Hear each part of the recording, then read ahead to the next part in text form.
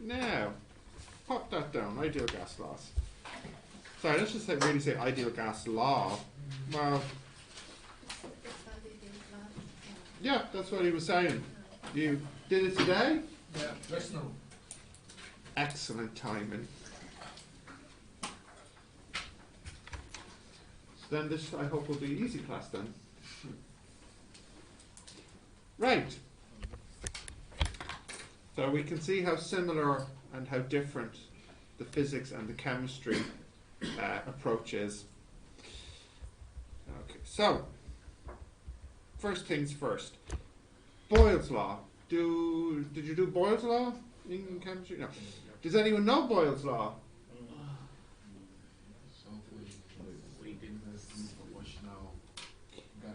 Yeah, what thing? Volume and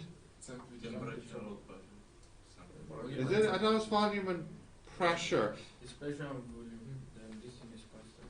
Yeah, if you increase the pressure, you reduce the volume. Yeah.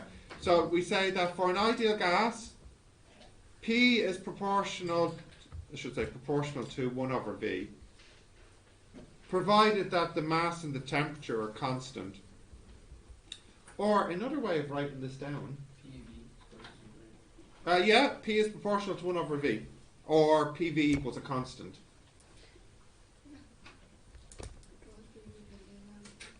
Simply put, Boyle noted that if the volume is halved, then the pressure is doubled, or vice versa.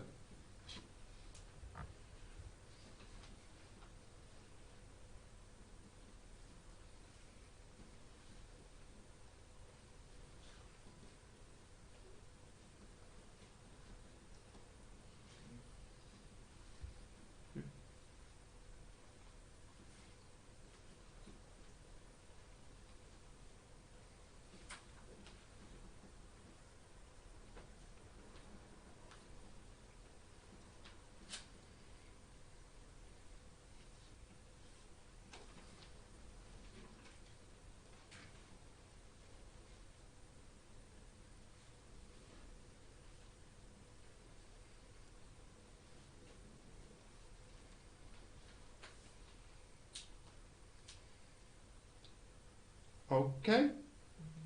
Got that?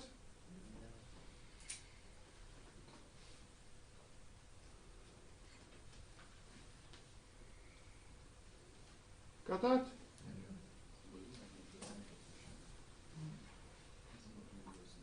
Yeah, that's the same thing as what I said. I said 1 over V. Yeah. Continue? Ming?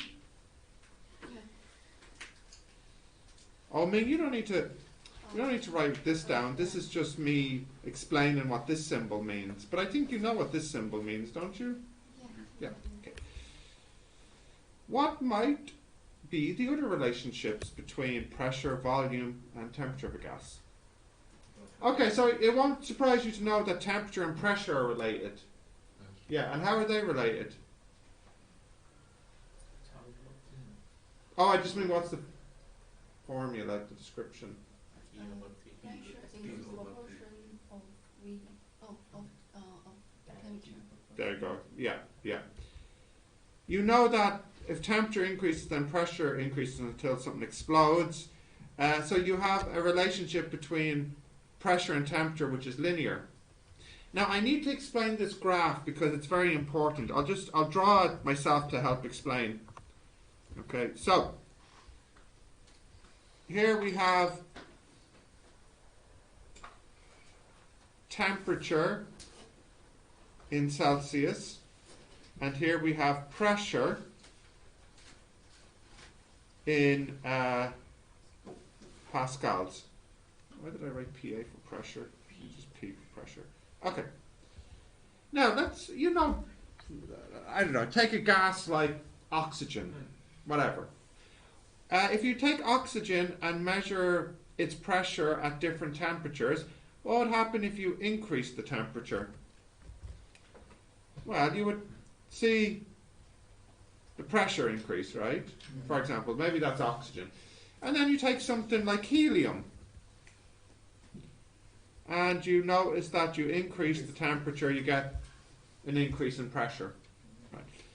Now, you keep doing this for different gases, and you discover that if you drew a straight line to represent the linear relationship, you would notice that all these straight lines seem to meet back at one place here, at minus 273. Yeah. So the person who noticed this was a guy named Kelvin. He noticed that there's a point here on the graph where all gases seem to go back to.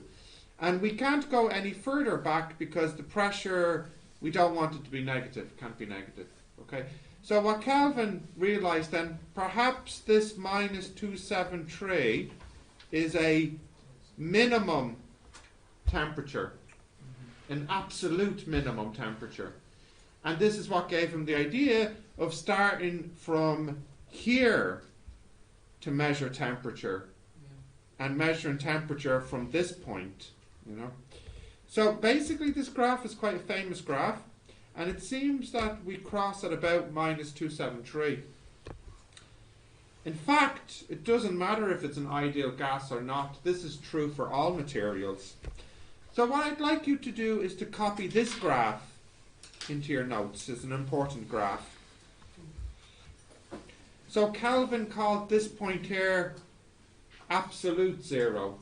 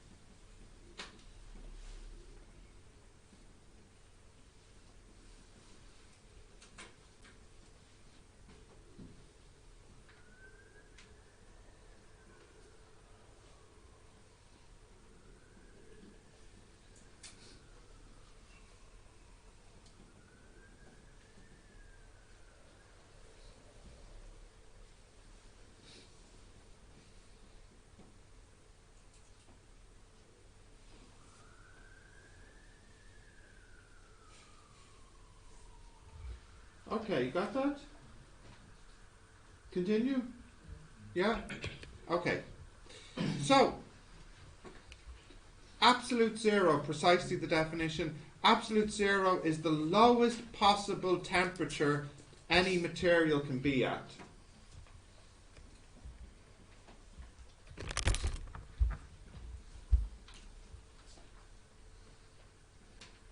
Is this all of the definition need a remember or just now is okay? For the physics. They might ask in the exam what's absolute zero, and this would be a good sentence to give them. Okay. But I think if remember all of the definition will be difficult. Yeah. So you can put it in your own words. It doesn't have to match perfectly this. Yeah. Remember maybe this is the EAP global. Yeah, I think so. Yeah. Okay, continue. So, we'll use a new scale called the Kelvin, which is the same as the Celsius, but increased by 273.15 units. That is, we'll say the temperature in Kelvin is the temperature in Celsius plus 273.15. So to get a Kelvin temperature, you take a Celsius temperature and add 273.15 to it. By using Kelvin, the temperature is always positive. Okay, so if you want to write that formula down.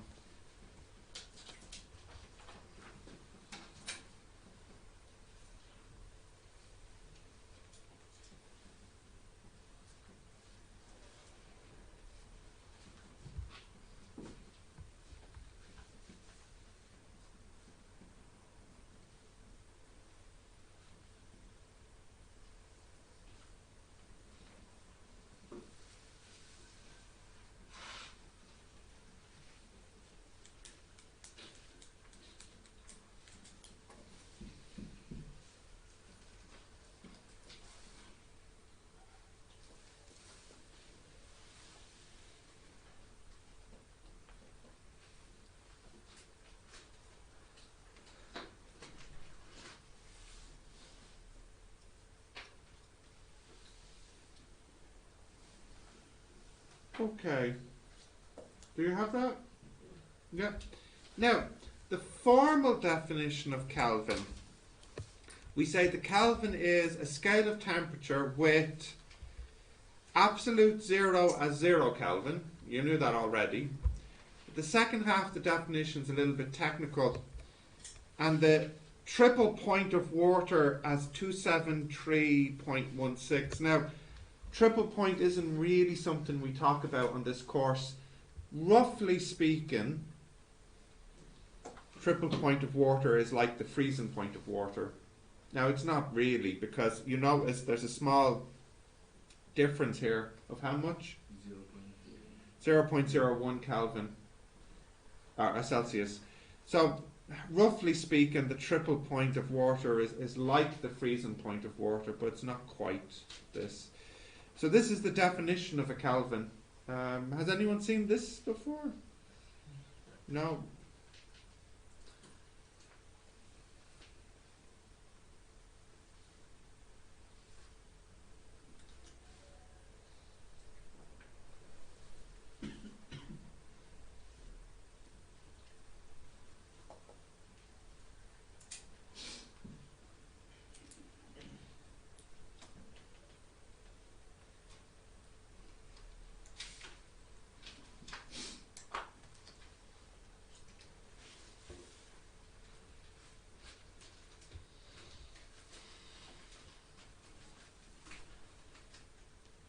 Okay. You got this definition? Yes? Yes. Yeah? Okay. So, this is something you would have done in chemistry. How do we count in physics? In fact, when we count, we do not use a unit. That is, imagine we had some water. We do not say we have 10 to the 23 molecules of H2O. We use a unit to count. For example, bakers count in 13s. That is, 10 baker's dozens is 130. Well, some people might not know this word. Ming, do you know this word? Aoife, do you know this word? Yeah, okay. Jason? Okay. So in English, baker's dozen means 13. The word that means 13. So bakers, well, you know what a baker is. They count in 13s. So they no, 13s. Farmers count in 12s. Yeah. Farmers count in 12s, bakers count in 13s. Yeah. So you'd get 13 cakes from a baker and 12 eggs from a farmer. Okay. Anyways, in physics we count in units larger than 13, of course, because 13 is quite small. We shall count in using something called Avogadro's constant, using a mole. Now you've done this in chemistry, right? Yeah. What is a mole? 6.0 Yeah, times 3 particles is 1 mole. yeah, but it doesn't have to be particles. It can be anything. Anything, molecules, whatever, people, doesn't matter. So a mole is a unit for counting. A mole of something which can be counted, whatever it is defined as 1 Avogadro's constant of that something. So now the next question is, how much is an Avogadro constant? 1 Avogadro constant is, as you said, 6.02 times 10 to the 23. Okay, this is a mole for us. Now, there's a more technical definition, isn't there, involving carbon 12? Yeah. Yes. What is it? 1 mole of carbon 12 is 12 grams, isn't that it, or something? Something like that. Anyways, we aren't so worried about that.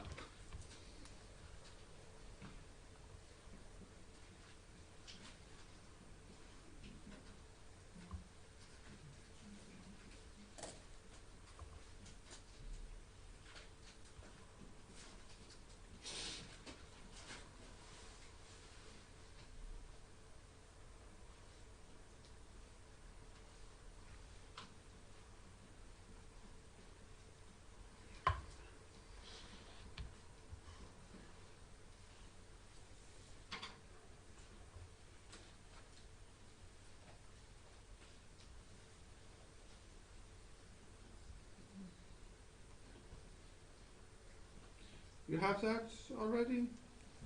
Everybody, yeah.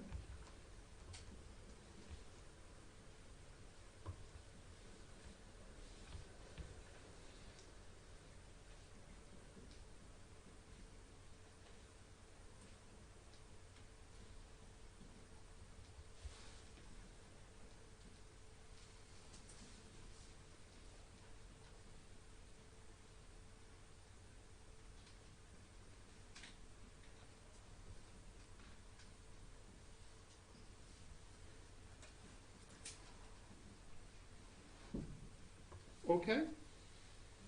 Yeah? Okay. You all have that? Yeah. So, if I have 1 mole of H2O, or 1 mole of cups of coffee, or 1 mole of stars, then I have that many H2Os, that many coffee cups, and that many stars. Okay. Yeah.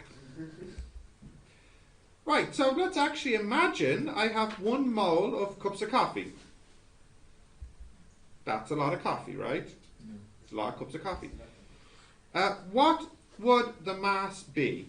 So I would like you, using your calculator, give me a number. You'll have to estimate what the mass of a coffee cup is. But give me a number. What would be the mass of a mole of coffee cups?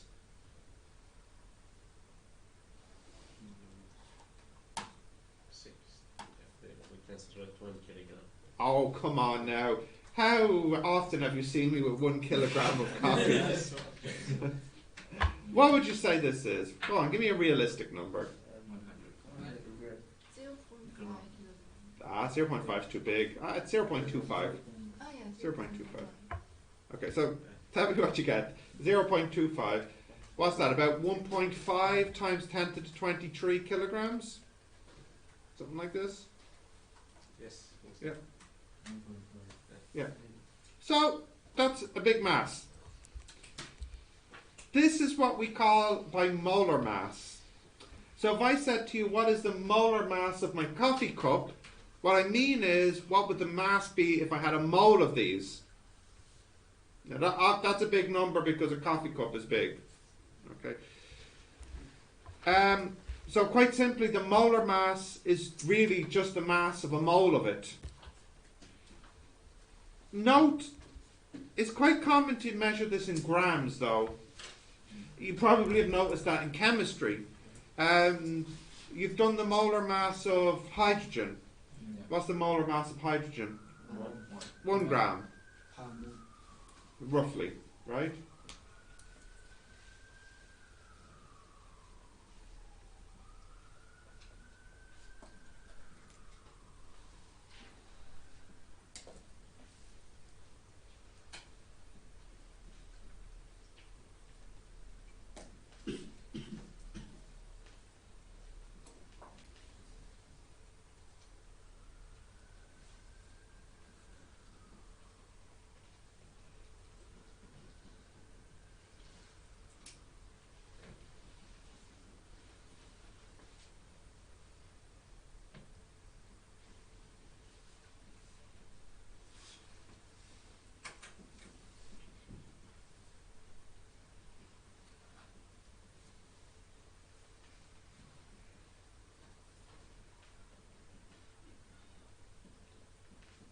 Yeah? Have you got that? Yeah. So, for example, the molar mass of H2O, I don't know if any of you know it off the top of your head, it's about 18 grams. Some important notation. I usually use big N to represent the number of molecules and small n to represent the number of moles. So we can have this formula that relates the two. The number of molecules equals the number of moles times Avogadro.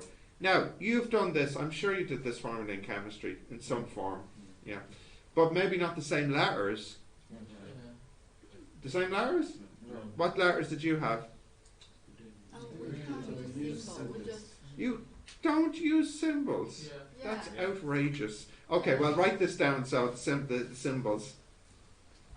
It's a molar mass is equals to number of moles times.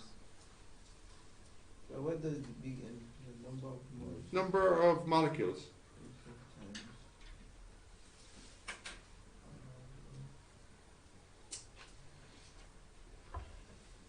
N is mass.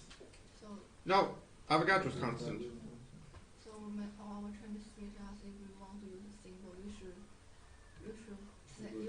set the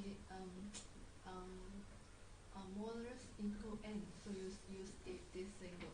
But if you don't state this symbol, you can't use symbol. Really? Yeah. That's harsh. Because you So said it's clearer. everybody use different letters. Okay, well, we'll all use these letters now. Yeah?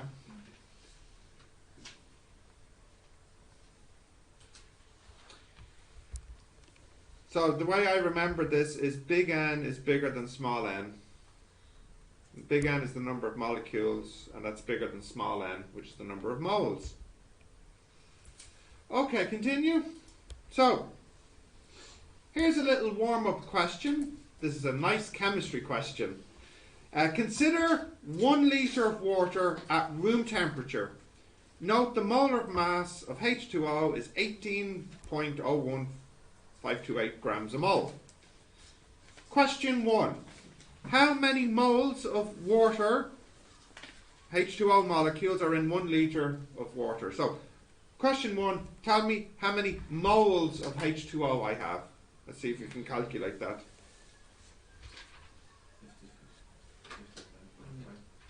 55.5 moles. Yeah. And how did you get that? 1 liter equal 1 kilogram. Yep. 1 litre is 1 kilogram, which is 1,000 grams. So 1,000 divided by 18 gives us 55.55. Yeah. Okay. Right. How many molecules of H2O are there? So what are you doing now? Multiplying by Avogadro, and what you got? 3 times 10 to 26? 3.34 times 10 to 26? Okay. How many oxygen atoms are in our litre of water? Oh, no calculator. Same. Same as the previous answer, B. And how many hydrogen are there? Twice. Twice as many. Yeah. No. There's nothing confusing here. Nothing confusing here. Okay? How many H2O molecules did we say we have? 3.34 1026, right? What is a H2O? It's this. H-O-H. Okay? So, for example, Bello, if I have 10 of these guys, how many hydrogen would I have? 20. And how many oxygen would I have? There you go. That's it. So, if I have this many, then how many hydrogen would I have? I'd have twice it. And how many oxygen would I have? The same as it. Twice the... First part I didn't get. The first question. The first question? If I have 10 of these, No, the very first one. The very first one. This one. Why didn't you say something earlier? So, 1 litre of water is how many grams? It's 1,000 grams. Right? A litre of water is a kilogram of water. 1,000 grams. Yeah? And we said 1 H2O, or sorry, 1 mole of H2O is, what did I say, about 18 grams, isn't it? Yeah. So every time I have 18 grams of water, how many moles do I have? 1 mole. So this divided by this. Yeah? What's wrong? What's wrong? What's wrong? You need to give me questions. You need to give me words. I can't read your mind. Because like the way we're doing The way we think in chemistry is not like Very- that's why. Yeah, I'm doing it an easy way. Is this what's wrong? It's not easy. this is when we actually have that. This is harder. This is harder. Yeah, No, it's it's not. Like chemistry gives you everything step by step. No, hold on, hold on. This is just Hold on. direct. This is logic, right? So look, if I have 100 grams of something, I don't know what, I don't care. 100 grams of sweets, right? I have 100 grams of sweets, and each sweet is 2 grams. How many sweets do I have? 50. Do you need a formula for that? Do you? No, you don't, right? So if I have 1,000 grams of water and each mole of water is 18 grams, then how many moles do I have? 1,000 divided by 18. Okay? You need to not be so dependent on formulas. You need to actually think a little bit sometimes. Right? Thinking is good. I know thinking is hard, but it's good, okay? It's good for your health. Is a Yeah. one L equal a kilogram water? Yeah? But 1 L is 1 DN strip. Yeah. No, look, I mean, no, come on. 1 litre of water equals 1,000 millilitres, which is 1,000 grams. Yeah. Guys, you're making your life more complicated, right? Right? Just simplify. Are we okay? Yeah, okay. Right, okay. Let's go back to Boyle's law. So, returning to Boyle's law, it won't surprise you to learn that there are other relationships. Let's write them down. So, we'll bullet point them. The first one was Boyle. He said pressure is proportional to 1 over V. Okay? The next one I think we looked at, we said pressure was proportional to temperature. Okay?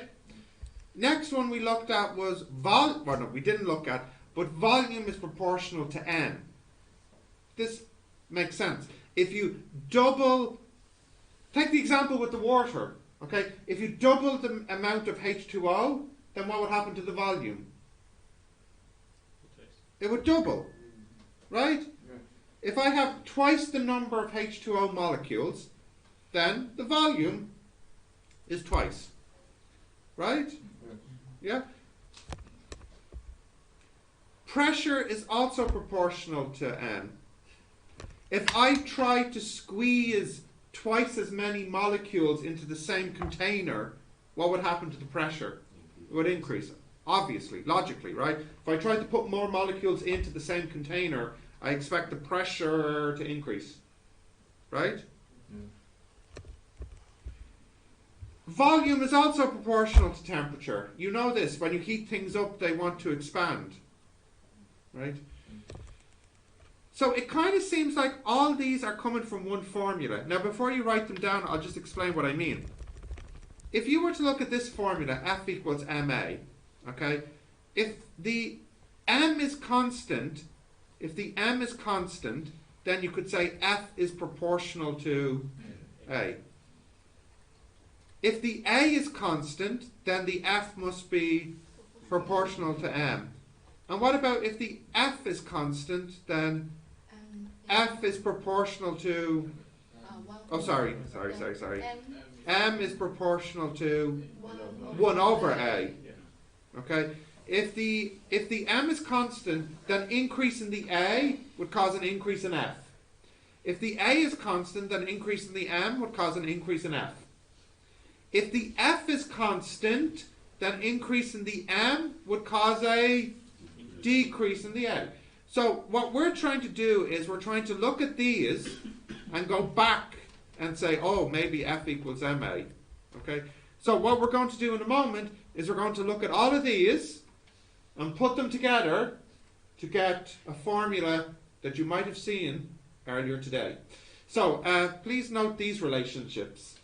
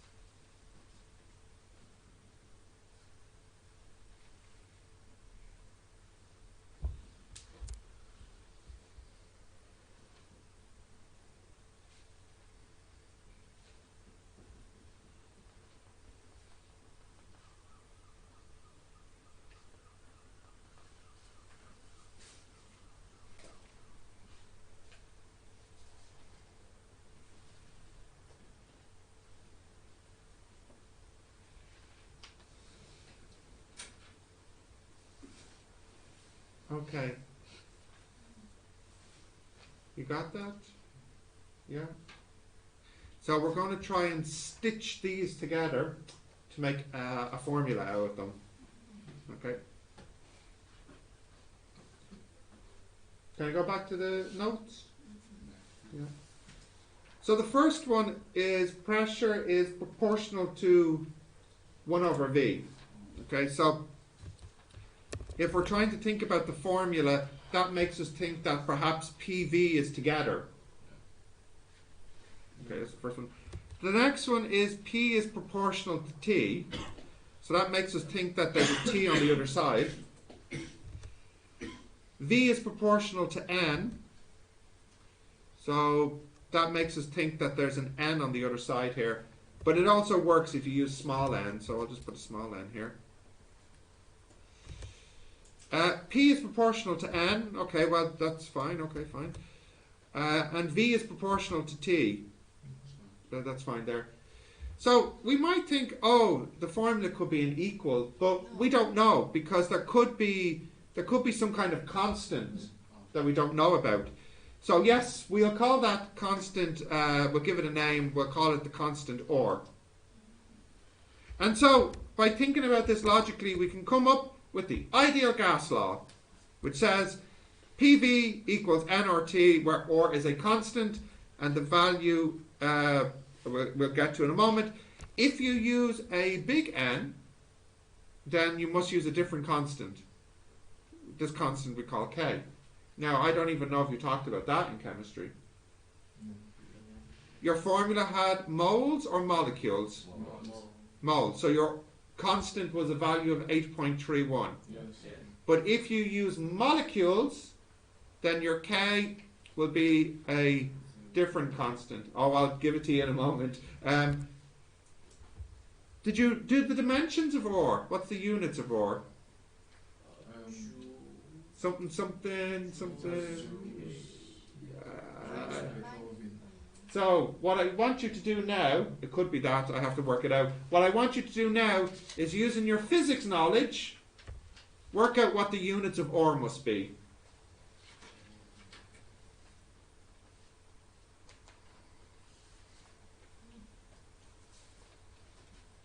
I know I asked for the dimensions, but actually I really just care about the units, so give me the units of ore.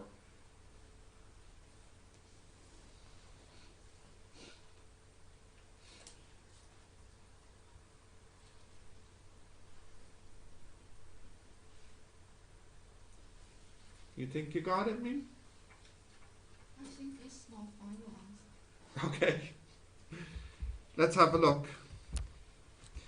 So you can say or equals PV over NT. So that would mean the unit should be pressure is Newton per meter squared, and volume is meter cubed, and N is mole, and T is Kelvin. Now what happens here on the top? And what's a Newton meter? Joule. So this is joule per mole per Kelvin.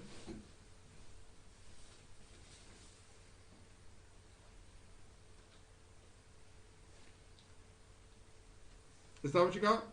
Yes. Yeah. Good stuff.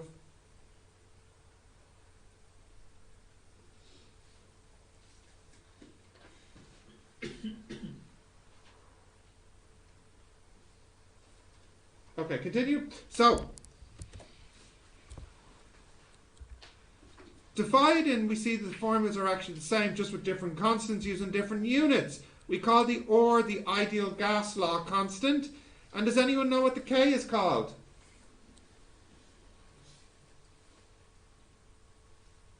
A million points if you know.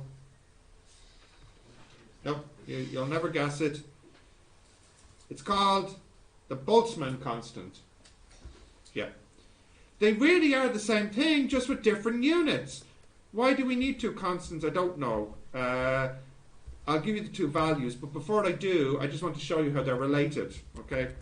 So you have PV equals N or T.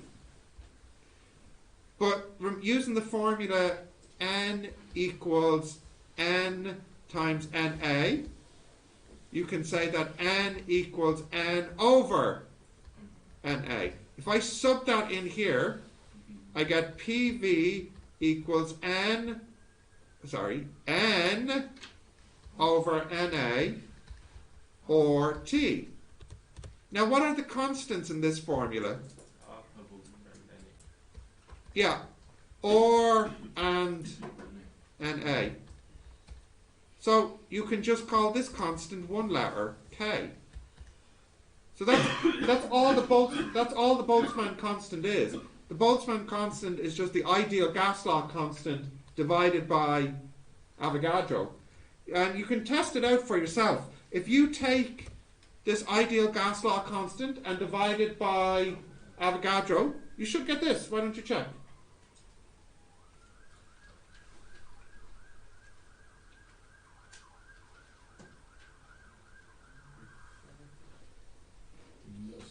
Checks out, doesn't it?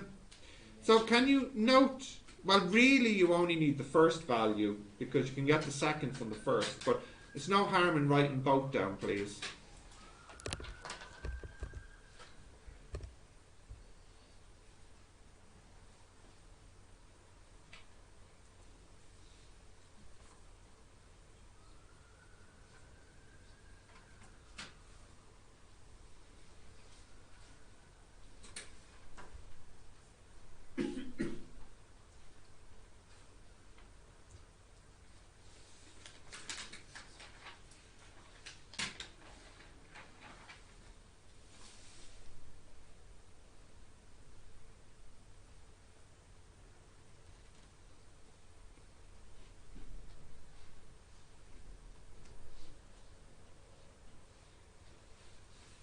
You got that?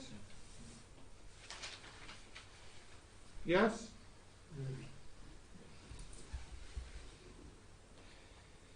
Okay. I will give you some molar mass values that you might need for some questions. But you understand, I think, that you can get these values from the periodic table. Water, which is... Oh, the other thing that's important, which you'll also know from chemistry, is the structure. 2H and 1O. That's liquid water, 18 grams roughly. Carbon dioxide is about 44 grams, CO2. Hydrogen is 2 grams, not 1 gram, and this is because it's a H2. Yeah. Do you know there are some atoms that, oh, I don't know what it's called, but they bind in pairs like hydrogen, H2. Halogens. Is that what they're called? I think that Anyways, do you know? O2, CO2. No, not CO2. Just a single atom binds in pairs. Oh, H2, O2. O2. BR2. I2. Okay, how many of them are there? How many are there? No, not actually a lot. Actually, you're wrong. It's 7. So, there's 7 of them. Yeah, hydrogen is one of them. Helium exists only as He. Oxygen is O2, and nitrogen is also N2. Yeah. So I think you'll need these values. You should write them down, please. You don't need to remember them, but you'll need them for your calculations for homework.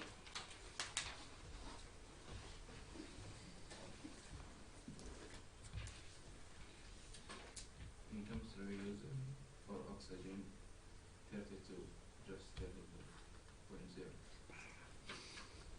Let's use 31.9988.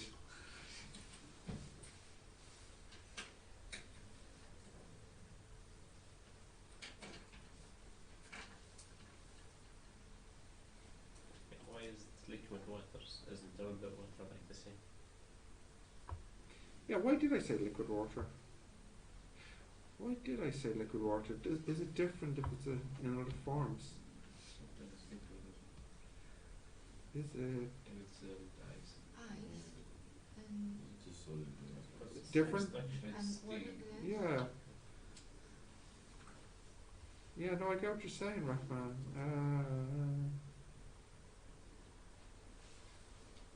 Oh, the density changes. So if you have a mole of H2O in ice form,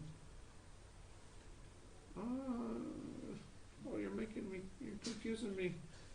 that will be the density. No, yeah. Doesn't affect.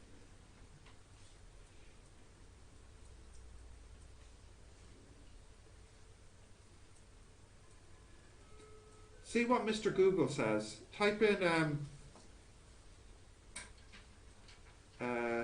in molar mass of water. See if there's a wiki page on it.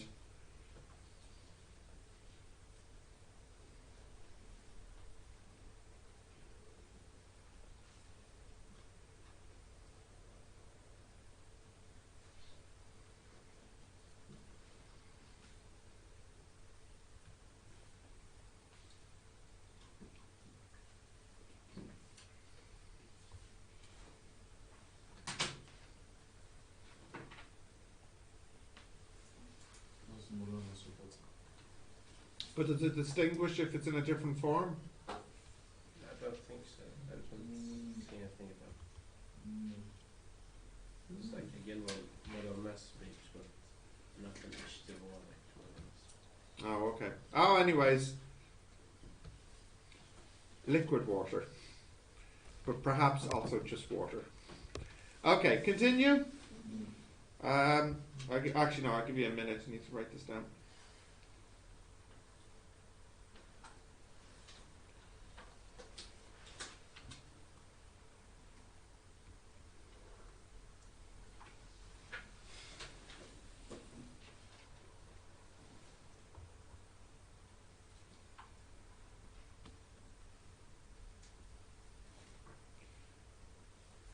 Okay, continue? Yep. Right, so you did some practice questions with, who was it, Claudia? Who's your? Yeah. You did some practice questions in ideal gas law. Let's do some more. I'll give you a minute to see how good you are, and then we'll go through the answer. So maybe my questions might be a little harder. You have a little harder. So I'll help you out in this question. This is what's going on. You have a cylinder tank. So that looks like this. and its radius is 30 centimeters, and its height is 1 meter, I think. And it's filled with helium. Centimeter. Yep, 30 and 1, yep. The tank is warm and at room temperature of 26.85 Celsius. And therefore the tank is at this temperature too, because the tank and the room are at the same temperature. And the tank is under a pressure of 3 atmospheres.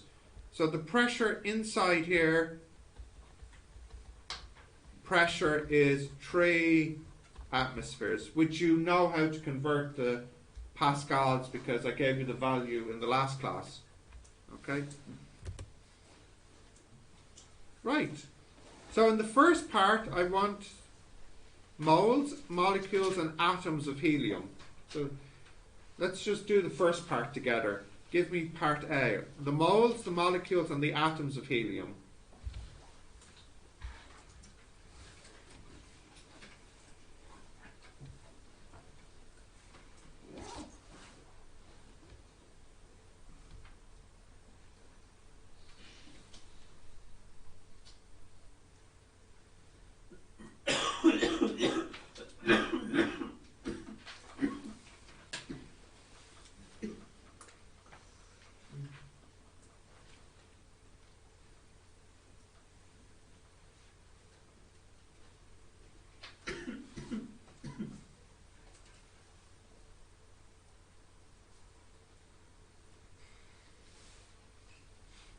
Yeah?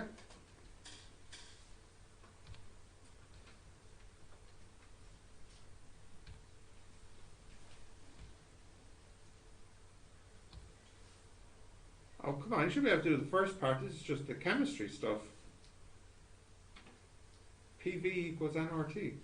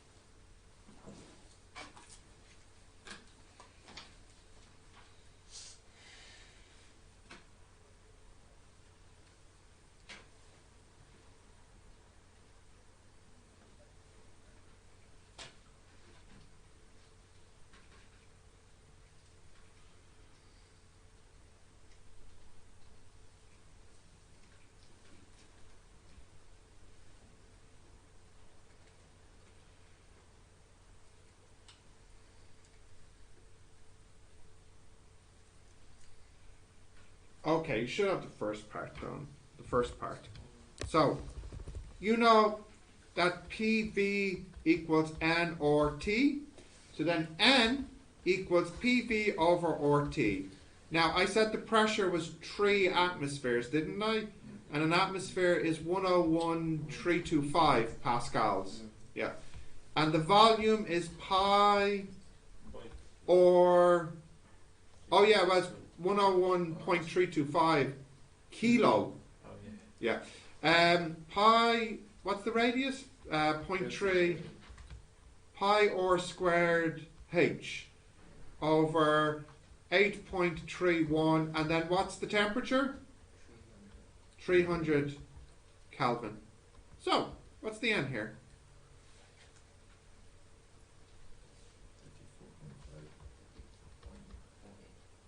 34.48. So 34.5 moles. Right, next part. What is the number of molecules of helium?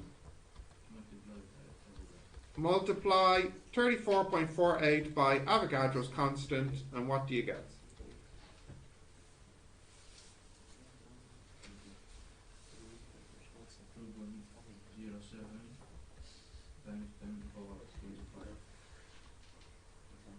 Yeah. And then lastly, for part A, is what is the number of helium atoms? Now, does helium exist as He or He2? He. So this would be the same.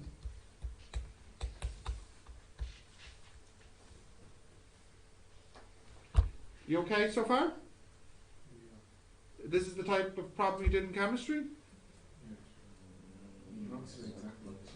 We don't Calculation. calculate the value, like The volume? we calculate with the form. Yeah. The volume is given. Yeah. Yeah. Oh, that's boring. Right. Continue. The next part. Some gas is allowed to escape from the tank. The new pressure is 2 atmospheres. How many moles of helium are now in the tank? Therefore, how many escaped? And then lastly, for this part, what was the volume of the escaped helium? Now we're getting more interesting, huh? So I'll give you a minute to see if you can come up with this answer.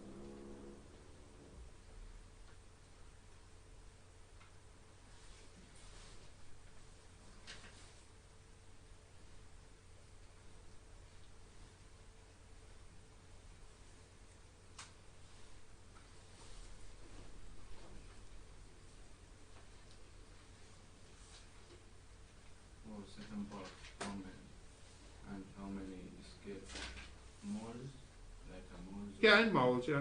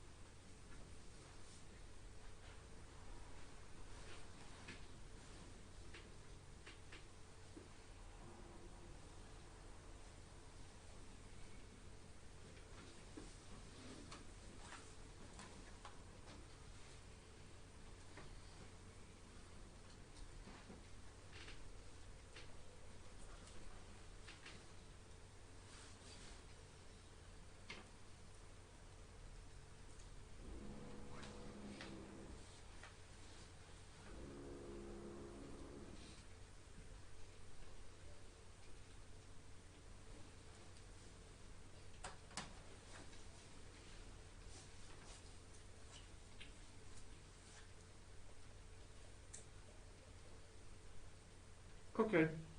You got the B part finished? Yeah.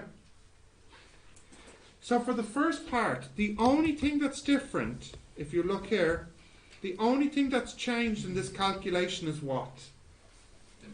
This 3 has now become a 2. That's the only difference. So, what do you get? About 20 something, is it? 22.98 roughly, or whatever, moles. Now, that answers the second part. How many escaped? The first number of moles. Yeah, this number minus this number is how many escaped. So how many escaped? 11.5 moles. Okay. And the last part is, what is the volume of the gas escaped? So if I use my formula PV equals nRT, I get V equals nRT over P. What's the N? 8.31. Temperature? 300. And the pressure? What's the pressure? Yeah. 1 atmosphere. Isn't it? Yeah. Why? It's out in the room inside 1 atmosphere. Yeah. So what do we get as the volume now?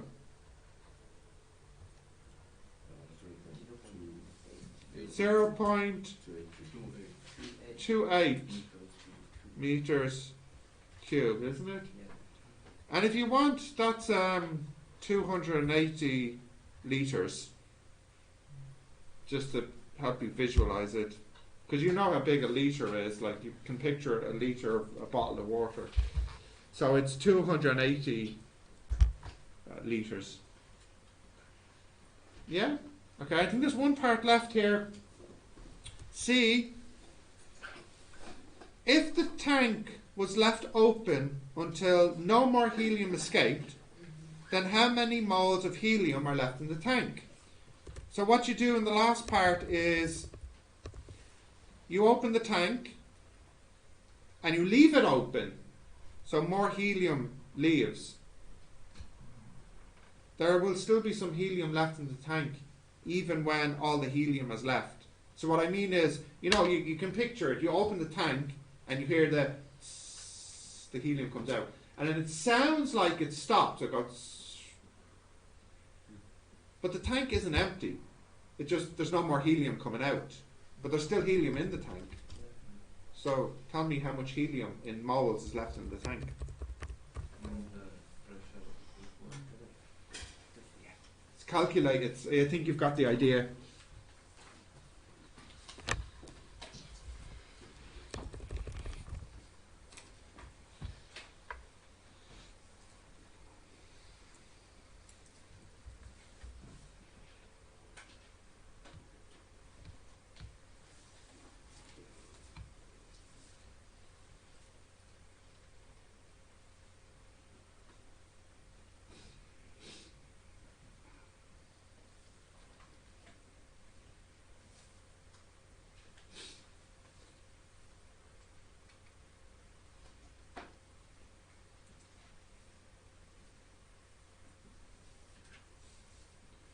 What you doing, Ming? Are you calculating for me? Yeah. Are you? Yeah. I don't know if I can trust you.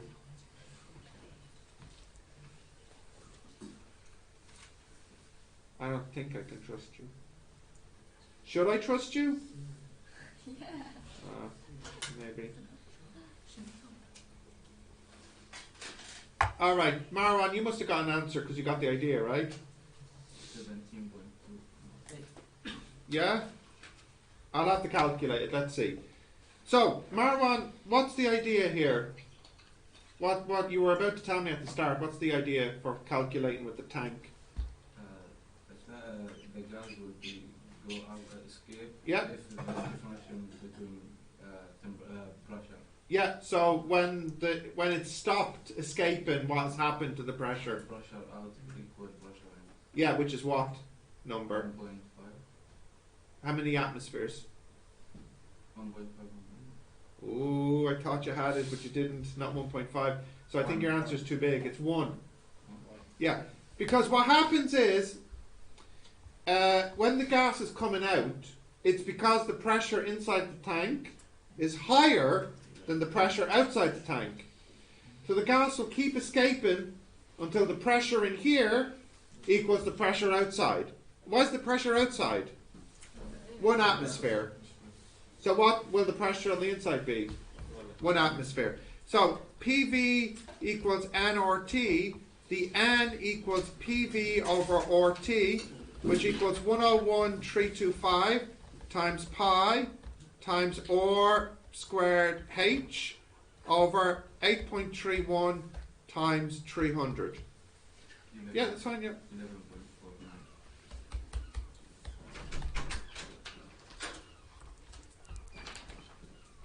11.49. What would happen if the tank was actually completely empty of helium? What would happen? No? Like, what would happen next? What would happen to what? Well, like, you have your tank, right? And let's say somehow, mysteriously, actually all the helium really left the tank. What would happen next? The helium will go in the tank. I know it can't, because we just said there'd be 11 moles of helium left in the tank. But imagine somehow the 11 moles of helium left the tank. What would happen next? It will lower than Yeah? lower than 1 Yeah, atmosphere. 1 kilogram. Yeah. So what would happen? It would what? The No. gas will return. Let's say the tank is quite heavy. Steel tank. The gas will return. What gas? Oxygen. Yeah, with the air. Yeah. Because if this was empty, then what would it be? It'd be a vacuum. Vacuum. Yeah. Vacuum. So what would happen if you have a vacuum and then you have a little hole on the top of the vacuum? Then all the air would rush into it. Okay? You know this from space movies. You know, when they open the... Yeah, get sucked out, yeah. Yeah, because the vacuum is pulling the gas out.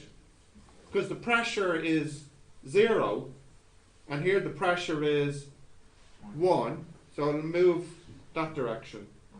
The high to low. Yeah? Alright, I'm going to give you one more question. You have to estimate for me. Did I give you the molar mass of oxygen? What did I say it was? 18.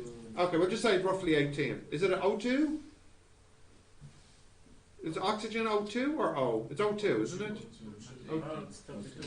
It's 32 grams. And it's O2, the structure. Right? Okay, so tell me how many oxygen atoms are in this room. Calculate. How many oxygen atoms are in this room? You mean the molar or The number of atoms of oxygen.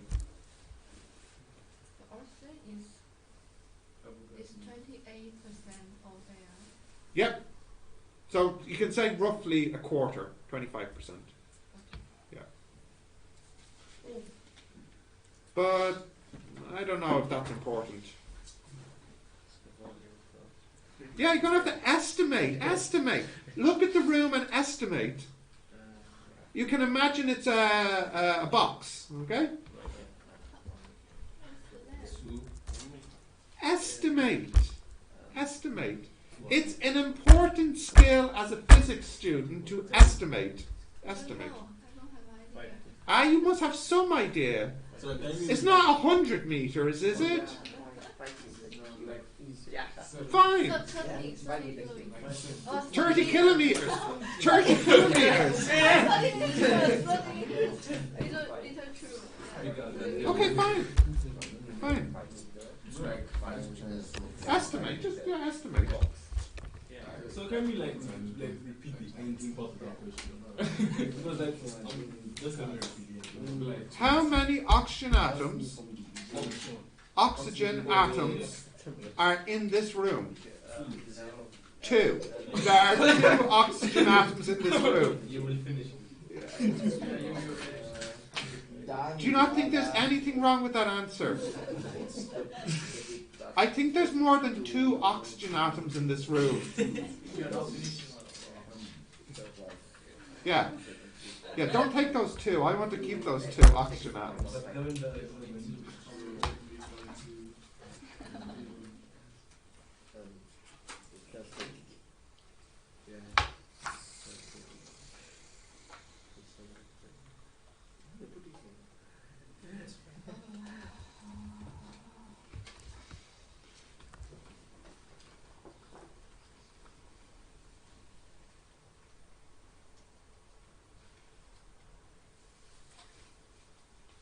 Well, we are 1 temperature now, and maybe 2 or 3 temperature now. So What temperature do you think? so the pressure is different. Yeah, so roughly it's 1 atmosphere, you know. Yeah. Let's say 1.28 times 10 power 26.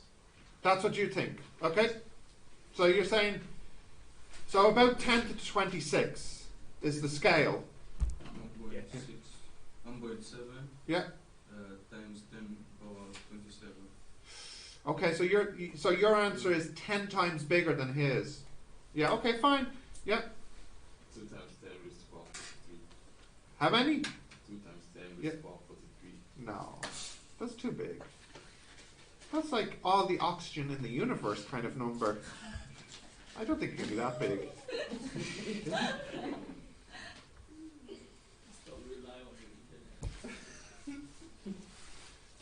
Did you get answers over here? 7,460. No, that sounds too small.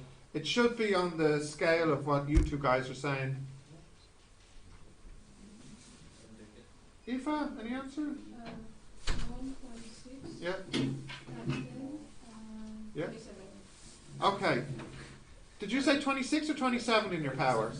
26. You said 27 and you said 27. I think it's So 4.5 times 7 is 127. I think 10 to the 27 oxygen, oxygen, oh wait, oxygen, O or O2? O2. Okay, 10 to the 27, O2. Now, let's see if you had reasonable estimates here. So, we have PV equals nRT, right? Yeah. N equals PV over RT. But I didn't want N, I wanted capital N. So I would have to multiply this by Avogadro. Now that gives me the number of molecules of oxygen, but I said I wanted the number of atoms. So I would also have to multiply this by 2. Now that won't matter too much, I don't think. Okay, so let's start calculating. The pressure, we'll say it's the 1 atmosphere. Now the volume. Let's see. Estimates now. 1, 2, 3, 5. 4. Ah, yeah, let's say 5. Let's say 5 by. 5. Oh, I don't think it's quite 5 this way, too, do you? No, it's about 4 2, By 3. 4. Yeah, say about 5 by 4 by. 6. 2.5. No, By 2 and a half. about 2. We'll just say 5 by 4 by 2, roughly. Yeah. 5 by 4 by 2 by. What's Avogadro's? 6.02 times 10 to the 23. Oh, Yeah? yeah, I was wrong. I used cube difference. Ah. 8.31. Yeah. Times. All right. Now let's see what temperature. I'd say it's about 290. Yeah, I was going to say it's about 290 Kelvin. My estimate. Okay. Well, I would have gone with as my estimate 290. So, do you mind, Rathman, typing that in, and I see if I've matched you guys? Standard. Yeah. What did you get here? 2 times 10 to the power 27. Ah, nice. So look, when you're doing estimates like this in physics, right? It's an estimate. So this number here, you know, is going to be wrong. it has to be, because we all would get different numbers here. Like I got 2 and then somebody got 1.5 or 4 or whatever. Okay. When you're doing estimates in physics, all you really care about is getting this number right. Okay, that's what we really care about. And I think pretty much all of us got, most of us got 10 to the 27 oxygen atoms. Yeah? Just before you try some questions, does anyone know what the 10 to the 27 is called? It's like it has a name. This part of the answer. No, I don't think it's this. 10 to the 27. The 27 has a name. It has a name. Huh? Like you mean? Like it has a name to describe the 27. It's called the something of the answer. Not magnitude, no. No, magnitude would be the whole thing. The 27 is called the... Yeah, that's a bit more of a maths term. There's a physics term for it. It's called the order. Or, in full name, the order of magnitude. So for this answer, the order of magnitude was 27. Okay. Yeah, and I'm glad to see that we were fairly consistent with that. Okay, so you should have no trouble doing these because you've done them in chemistry and now you've done them in physics. Don't worry. The questions in the exam are easier. Now, I was going to say much easier, but this question here, this would be an example of a very hard section B question. Okay? Most of the time, the ideal gas law is a quick question, you know, like what you do in chemistry. Here's the pressure, here's the volume, here's the temperature, what's the number of moles, or something like that. Okay. There's probably a lot. How many is in the work? Yeah, nice. 23. Yeah. Nice, get started. So, off you go. Good thing you have the weekend, so. Time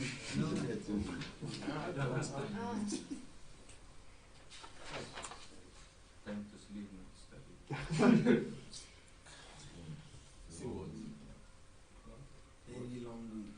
The weekend, he wants to rest, not study. So, see how many you can do now. Oh, I only study week.